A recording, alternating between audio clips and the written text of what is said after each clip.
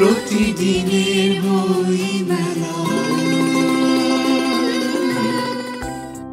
ধ্রুপদী পাবলিকেশনের সামনে দেখা হয়ে গেল লেখক ও চলচ্চিত্র পরিচালক ওয়ালিদ আহমেদের সাথে। জানালেন তার নতুন বই সম্পর্কে। বইমেলায় হচ্ছে আমার দুটো বই আসছে এবার। প্রথমটা হচ্ছে দূরে গোধূলি, আর আরেকটা হচ্ছে কথার জাদু। আমার লেখা গান আছে অনেকগুলো, সেই গানগুলোর একটা সংকলন, গান কবিতা সমগ্র। আর কথার জাদু হচ্ছে আমাদের যারা সুন্দর করে কথা বলতে চায়, নতুন করে আসলে নিজেকে উপস্থাপন করতে চায়, তাদের জন্য। এই দুটো বই নিয়ে আমার এবারের বইমেলায় প্রথম আসা। প্রতি বছরই বইমেলায় আসি, এবার যেটা হচ্ছে এবারের বইমেলাটা একটু ভিন্ন আমার কাছে, কারণ প্রথম বই প্রকাশ হচ্ছে।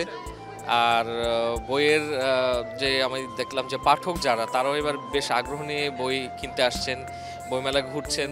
একটা উৎসবময় পরিবেশ আমার মনে হয় যে এটা সবাই উপভোগ করছে, আমিও এনজয় করছি লেখক হিসেবে প্রথম যেহেতু এলাম এবার।